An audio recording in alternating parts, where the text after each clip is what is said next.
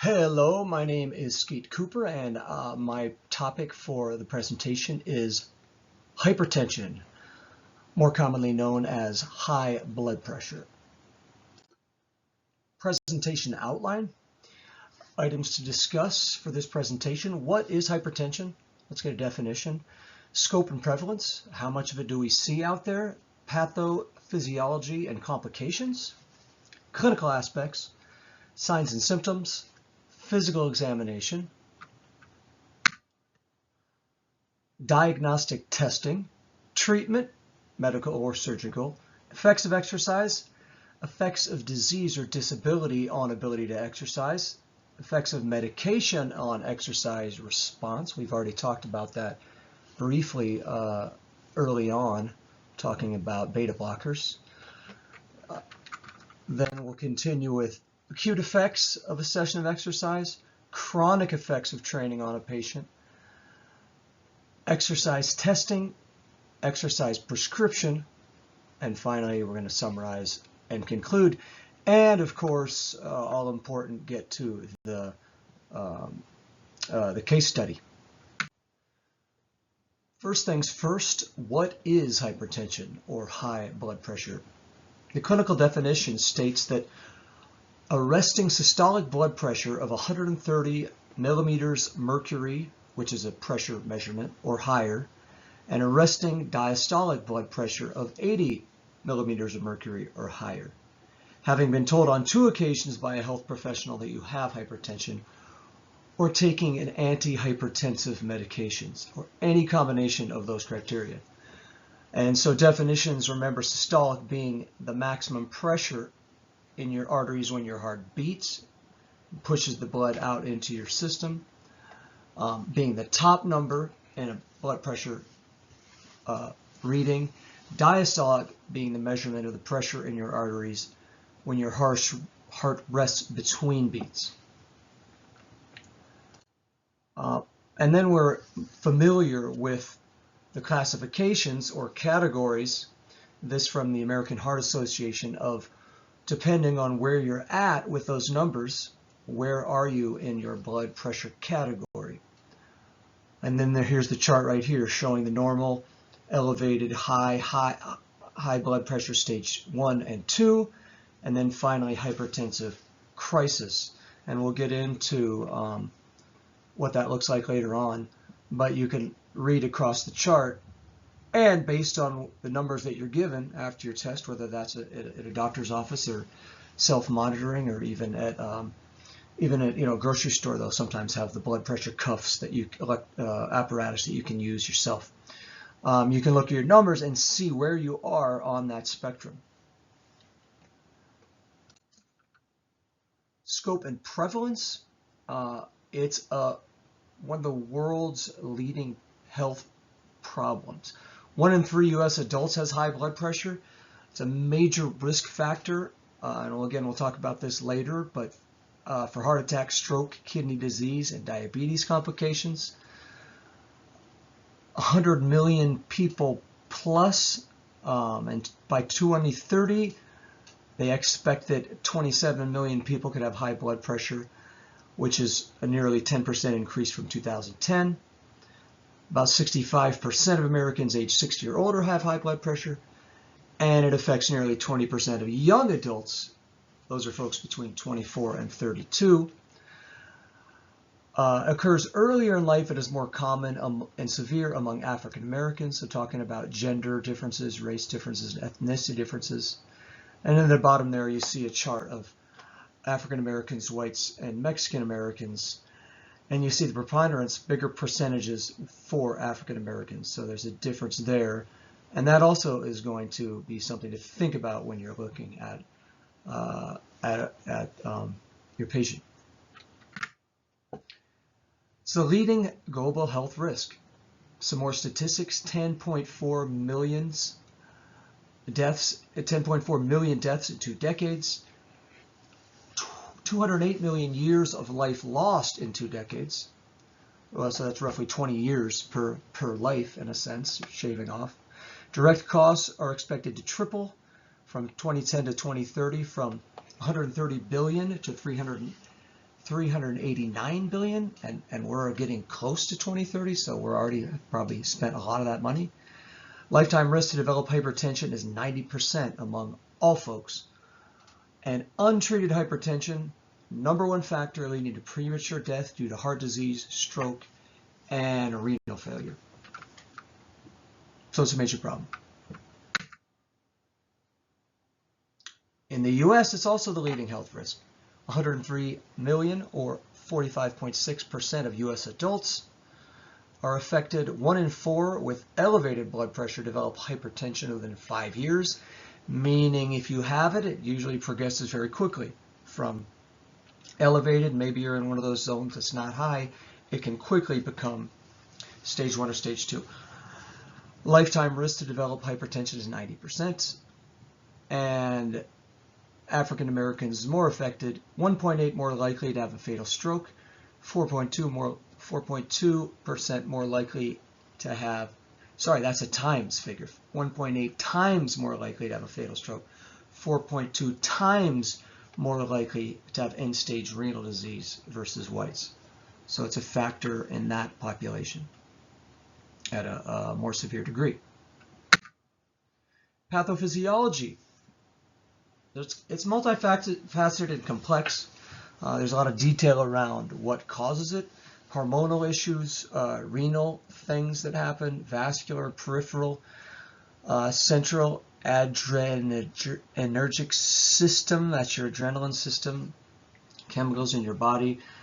Our texts don't go into a ton of detail, nor is that the scope of this presentation, but this I found to be a good thing to think about. MAP equals CO times TPR. It almost looks like a physics equation, and it kind of is.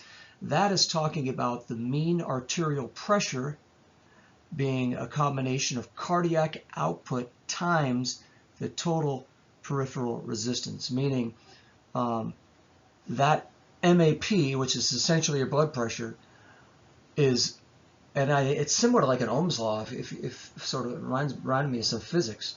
But if that output of the heart is pumping at a certain, at a certain pressure, and then there's a certain resistance that it's being pushed against, and then that can be a combination of factors, including thinner arteries, stiffer, less flexibility, higher, lower viscosity blood, thicker blood. Takes more work to push through your circulatory system. All those factors end up with higher TPR, total peripheral resistance. So and both of those factors then create that blood pressure, that MAP, that mean arterial pressure, to increase.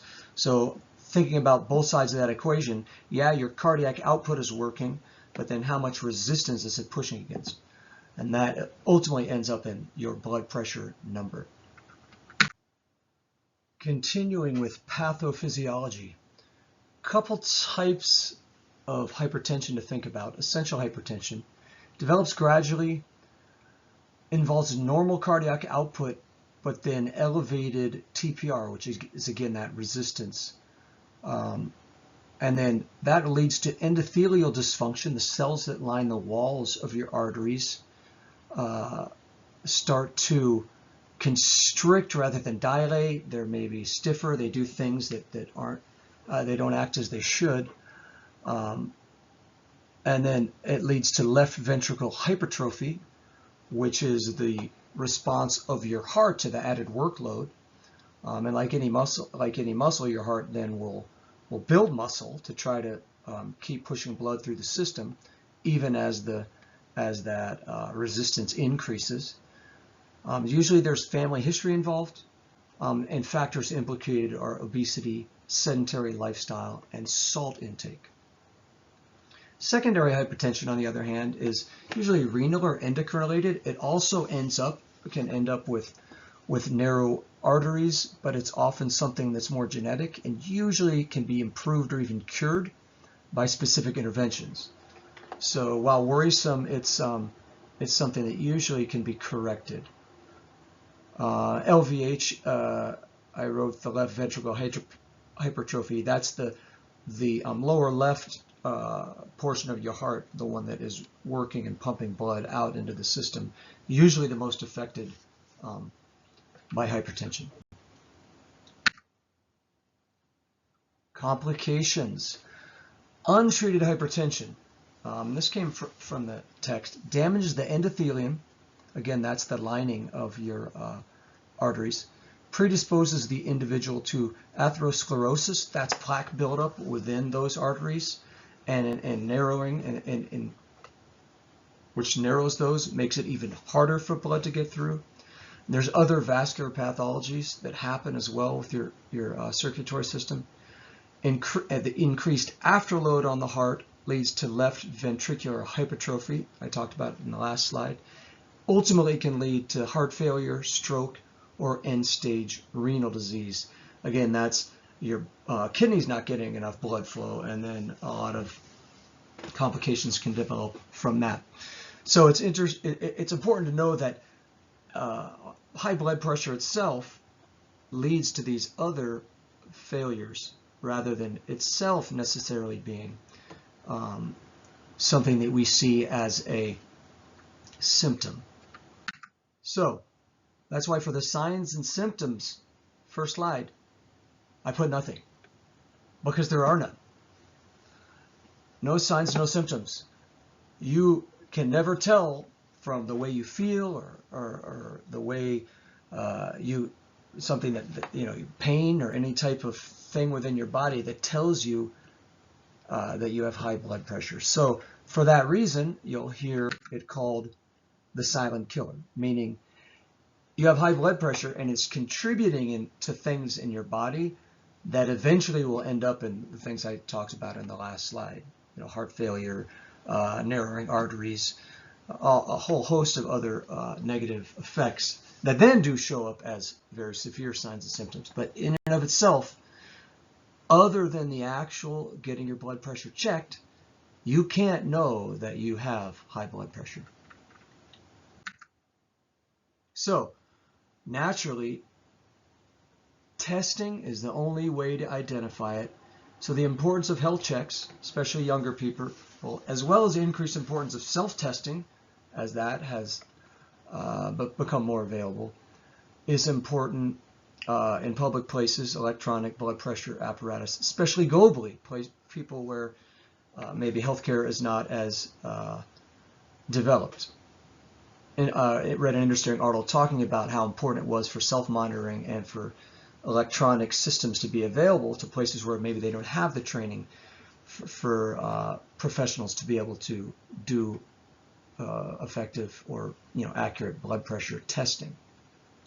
So testing is the only way, and therefore that's why there's lots and lots of we all are pretty aware of blood pressure and high blood pressure being a problem.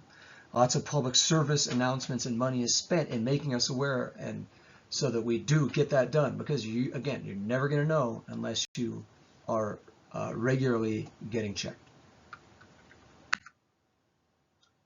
History and a physical exam. Interview is going to be important. There's several common comorbidities. We talk about a high sodium diet, high fat diet that's low in fruits and vegetables. If someone's not eating a healthy diet. Tobacco and drugs we see lead to increased hypertension, and also alcohol. Not only is often associated with obesity and weight gain, but also we see some changes due to alcohol. Some medications, real heavy use of NSAIDs, can cause some hypertension and contribute, as well as oral contraceptives. As in the past slide, we talk about family history. Stress can contribute.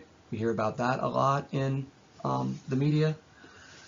Obesity, as mentioned above, kind of tied in with diet. And again, African Americans tend to see higher rates of this of hypertension. And finally, fatigue due to sleep apnea also can be something to think about in trying to rule out why hypertension is happening. Physical exam, mainly to rule out secondary hypertension. The test is the test when you have your blood pressure And when you know you've done that accurately, you kind of know where you are in that range. Again, going way back to the first slide, you know where you're at. That's the key piece of the physical exam, and obviously that's kind of the iconic symbol of healthcare in general is the blood pressure cuff, the blood pressure test. First thing you do when you get to the doctor's office. But there's also thyroid check to see if there's any thyroid enlargement, which could mean secondary hypertension, because there are certain physical manifestations of secondary hypertension that a physical exam can help rule out.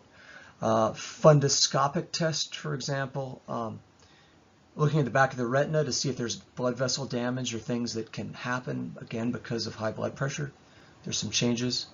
And then auscultation for Brutes, sorry if I hacked it, femoral, carotid, and abdominal. Brutes being down below here, body sounds indicating blood turbulence in the circulatory system.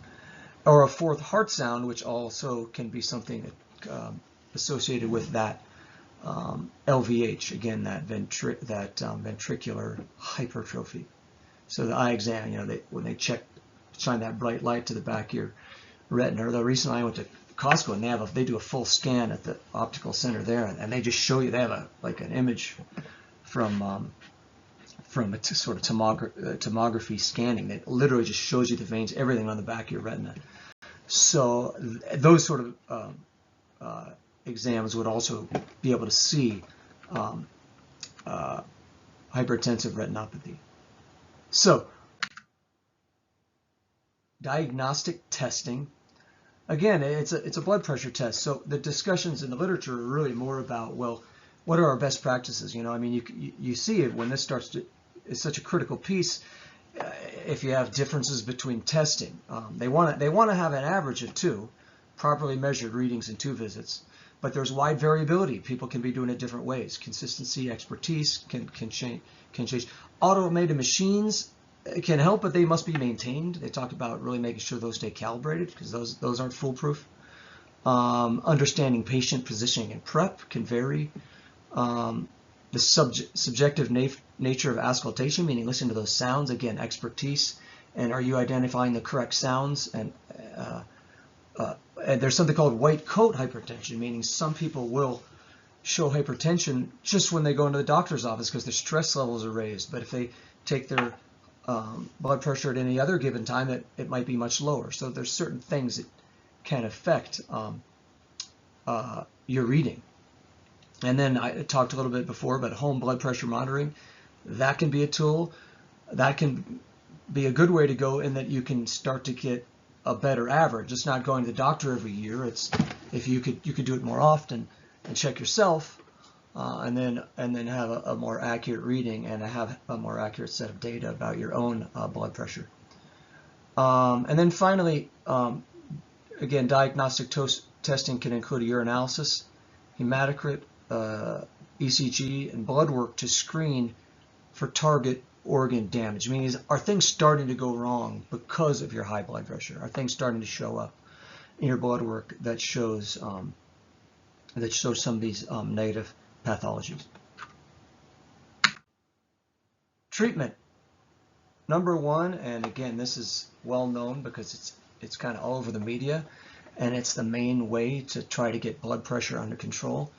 Well, one of 2 main ways, but we hear about lifestyle modification, changing the diet, salt reduction. The recommendation is less than 1,500 milligrams a day. The DASH diet, which is a diet specifically increasing vegetable, nuts, fruits to try to improve hypertension. Reduce your alcohol intake. For men, it's suggested less than 2 drinks a day. Really, you shouldn't drink at all if you can avoid it. Women, 1 drink a day. That still seems high to me, but obviously there's a reality of people's what they can do in some of these areas. And maintain energy balance. Again, watching your calories, watching how much you're putting in your body, reducing added sugars, all towards weight reduction. As we know, obesity, major contributor, and it's sort of a cycle. cyclical. As you gain more weight, then again your body and your heart is working even harder to push that blood through your system, and then your arteries again start to have dysfunction, and it's kind of a vicious cycle. And then regular aerobic exercise. This can lower your cardiovascular disease risk by 20 to 30%. Again, as similar to what can be done with medicine. So super important are lifestyle changes. On a pharmacological side, then, what we see is a couple different categories of drugs that can be used to control blood pressure. Super common. Lots of people are on them. And then the ASVCD, there's a risk calculator, and I'll go to it on the next slide. So there you see at the top, primary prevention is to emphasize adherence to healthy lifestyle. So obviously, before you even get to the blood pressure medications, if you can control and have a healthy lifestyle, you're going to be in better shape. But then you can go through this flow chart and look at the decision points as to at what point are you looking at thinking about statin therapy, for example. So if you follow through the flow chart on some of these, sometimes it's just a risk discussion, but then at some point, if you're in intermediate or high risk, you might be thinking about blood pressure control medication. So there's a whole set of flow charts to help make this decision as to where you are and whether you would need medication, which is also effective at controlling blood pressure, but it is medication. Expense involved, side effects involved, as with any medication. Exercise effects. Well, let's talk about the acute effects. A single exercise session can, the immediate after effects can promote the lowering of clinical blood pressure during the post-exercise period in both hypertensive and normotensive subjects, hypertension and normal subjects. This phenomenon has been called post-exercise hypotension, PEH, characterized by a sustained decrease in blood pressure after a single episode of exercise. So even one, and I think the effects usually last around 24 hours, lowers your blood pressure. And then chronically, becoming more active can lower both the top end and bottom end number of your blood pressure from 4 to 12 millimeters mercury diastolic and 3 to 6 millimeters systolic. So again, there's very clear improvements and benefits from exercise. Considerations. There's no real counterindication to exercise, really, no matter what condition you're in. But if you have comorbidities, and this becomes kind of a list of, it sounds like a warning label, but do you have a chronic health condition, diabetes, heart disease, lung disease? Do you have high cholesterol, high blood pressure? Have you had a heart attack? Do you have a family history of heart-related problems before age 55 in men, age 65 in women? Pain or discomfort in your chest, jaw, neck, or arms during activity? You become dizzy, you smoke or quit smoking recently, you're overweight or obese, you're unsure if you're in good health, or you haven't been exercising regularly. And that really, hypertension, that's for anybody. I mean, whether you have hypertension or not, those are kind of just the generic, should you exercise or not. Hypertension itself, nothing that is going to keep you from exercising or necessarily affect what's happening when you exercise. Now, medication effects on exercise are different. Now, if you're taking blood pressure medications on a regular schedule, you're going to want to do it on a regular schedule so that when you exercise, whatever effect it has on your heart rate is consistent. So you understand what changes are happening. The example, the early beta blocker question we had way back when, I can't remember whether that was a quiz, talking about what would happen to heart rate, upper limit of heart rate on a beta blocker, which it would be muted. You'd see less effect in somebody on a beta blocker, and that would then affect your prescription if you don't want to use sort of their perception of exertion rather than maybe building a program based on their maximum rates or their VO2 max reserve. And also statins can affect skeletal muscle, producing symptoms that range from myalgia to creatine kinase elevations and rhabdomyolysis, which we learned about at one point being kind of your system starting to break down because of your exercising. So that in a situation where there's statins that are causing folks symptoms for their skeletal muscle, you're going to want to balance. Yeah, you want to exercise, but and you want to be on statins, but if your exercise is causing you additional pain because of being on that statin, where's the balance between the exercise and the medication? Exercise testing recommendations.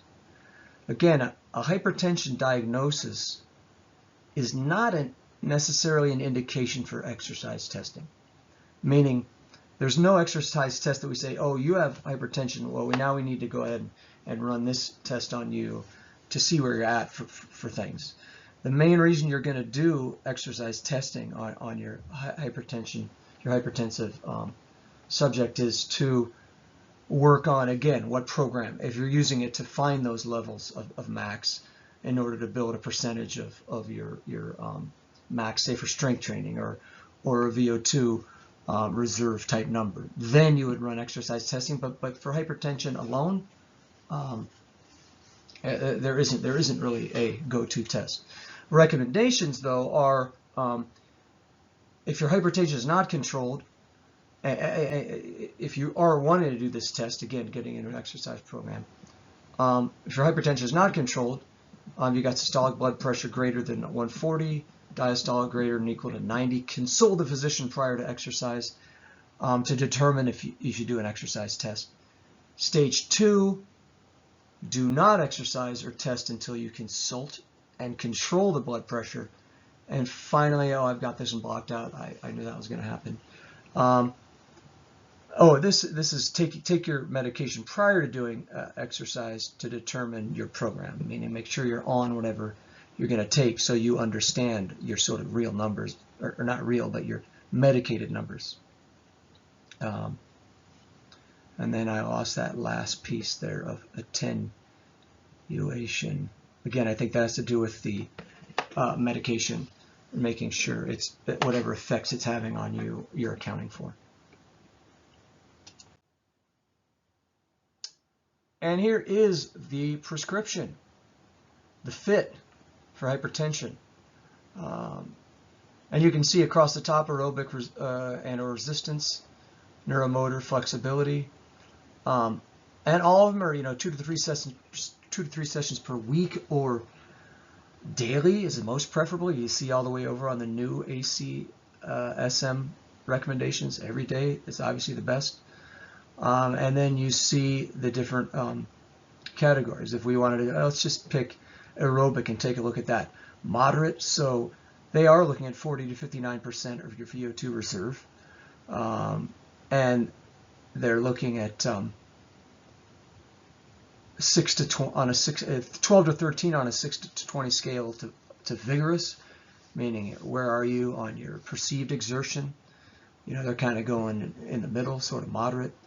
The time, 20-30 minutes per session of continuous or accumulated exercise of any duration. So over time, are you doing that much? And then prolonged rhythmic activities using large muscle groups, walking, cycling, swimming, and obviously have a lot of latitude in terms of what exercising can be prescribed. They'll get that done for your hypertensive patient.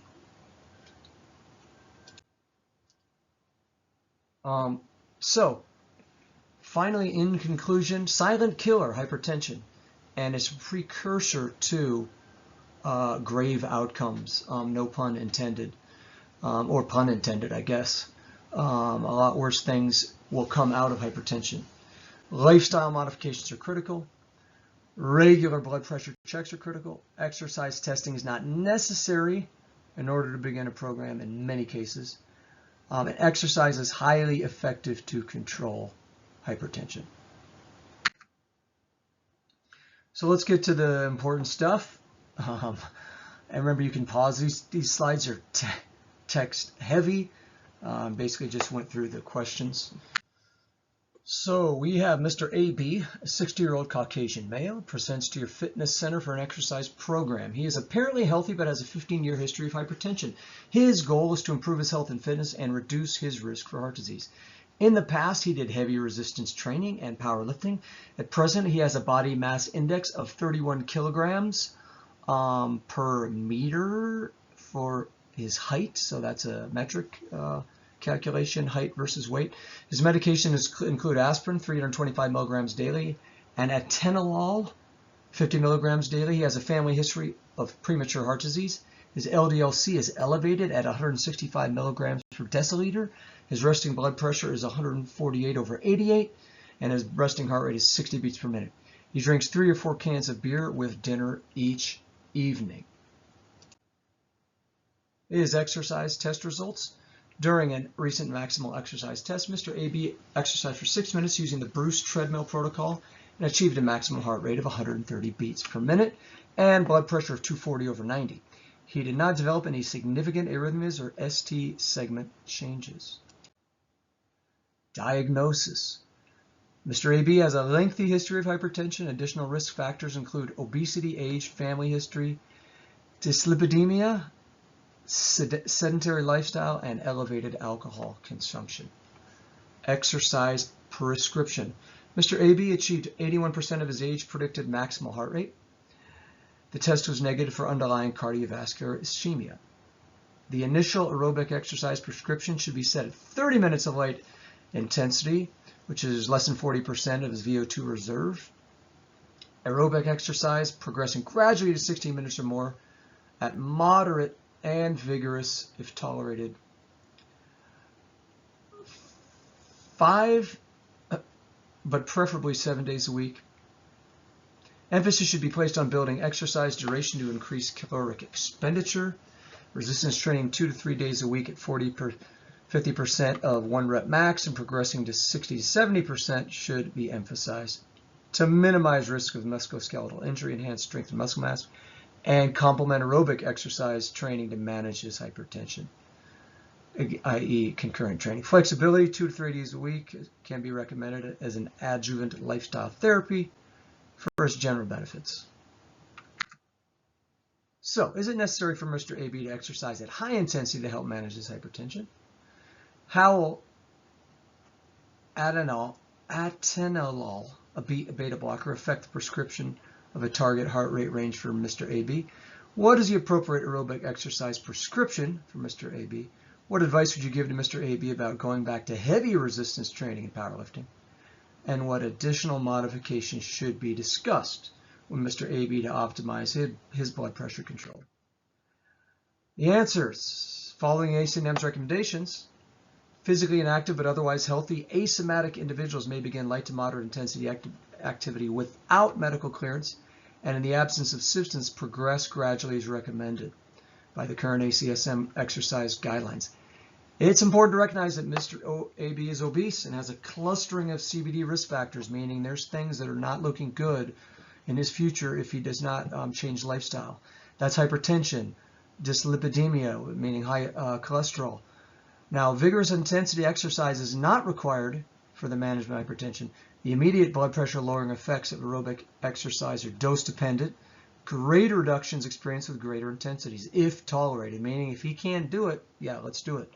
In addition, vigorous intensity exercise results in greater caloric expenditure and weight loss. So again, if he works out hard or burns more calories, he's going to help out his obesity, which is an issue. Has related health benefits. 2, atenolol reduces heart rate at rest and during exercise. So that'll help explain why Mr. AB achieved only 81% of his age-predicted heart rate max. So again, getting back to that early in the term question, in addition to being physically inactive. So using the rate of perceived exertion as a rating of subjective intensity is going to be important because his numbers aren't going to look quite right for his age predictions.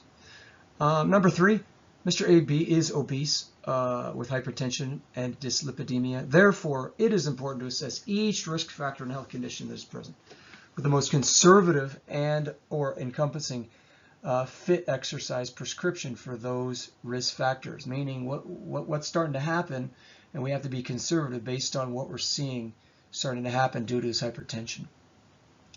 So use those and health conditions used to set the initial workload. This often requires clinical creativity to prioritize the most critical concern. Mr. AB's body weight is the most limiting factor in establishing his initial workload. The most appropriate aerobic exercise to use might be the fit recommendations for individuals with overweight and obesity, meaning which fit are we looking at? The obesity fit or the hypertension fit? Right? We got to make that short. We got to get creative there. Or if it's a diabetes fit, or another situation, you're kind of looking at what problem is kind of the worst, and where should we look, or what chart really should we look at. So if Mr. AB's hypertension is a greater concern, considering his other CVD risk factors and health conditions, the most appropriate aerobic exercise may be the fit recommendation for individuals with hypertension. Again, which chart are we using?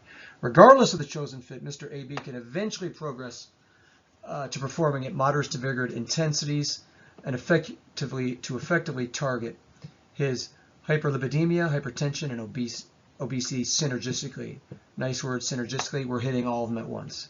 For example, weight loss reduction and reductions would result in reductions of systolic blood pressure by 1.2 and diastolic blood pressure of 1, with greater reductions experienced with greater intensities. So the chosen prescription could be altered to better target his hypertension, focusing on increasing frequency for most days to get the daily maximal benefit and the blood pressure lowering effects of aerobic exercise. Similarly, the importance of resistance training should be emphasized with Mr. AB. So yes, do it, but be a little, you're going to have to kind of look at what's going to be the best way to approach the problems that he's starting to have. Number 4, interesting one here, inhaling and breath holding while engaging in weightlifting, i.e. the Valsalva maneuver, can result in extremely high blood pressure, dizziness, or fainting. So you really should be educated, Mr. AB should be educated on the importance of good breathing technique to avoid adverse responses during resistant training. A patient-focused risk-to-benefit conversation may be necessary in order to weigh the potential risk of returning to heavy resistance training prior to achieving blood pressure goals. Meaning if you're really tensing up and squeezing muscles, Valsalva, I think if you try to isometrically flex your abs or something, you tend to hold your breath, and that Valsalva breath holding can create high blood pressure. You may want to consider working on getting it down a little more before you start doing really heavy powerlifting again. But it's cool and good on him. That's in his past. He's wanting to get back to it, something he's probably very familiar with. The case didn't really mention this piece, but that's something that hopefully would help him more easily get back into it, having some knowledge there and feeling confident in knowing what he's doing with strength training. So that's one less barrier perhaps for Mr. AB. Number 5, in addition to regular physical activity and weight maintenance, dietary modifications such as the dietary approaches to stop hypertension. There was that acronym DASH. I didn't actually spell it all out before. The dietary approaches to stop hypertension. For example, a plant-focused diet rich in fruit, vegetables, nuts, whole grains, low fat, and non-fat dairy, lean meats, fish, poultry, and heart-healthy fats, and sodium restriction can reduce blood pressure by 2 to 14 millimeters of mercury. It's recommended that individuals with hypertension aim for a daily sodium intake of less than 1,500 milligrams per deciliter is an optimal goal. Again, that's a blood content level of sodium, or at least 1,000 if that is not achievable.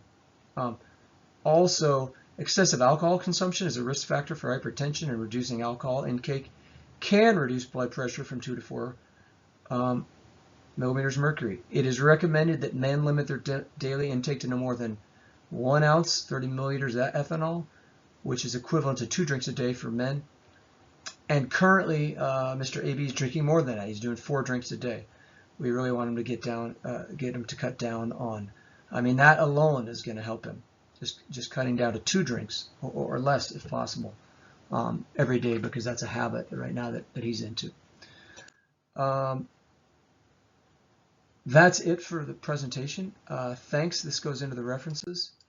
I appreciate your time, and we'll see you soon. All right, bye.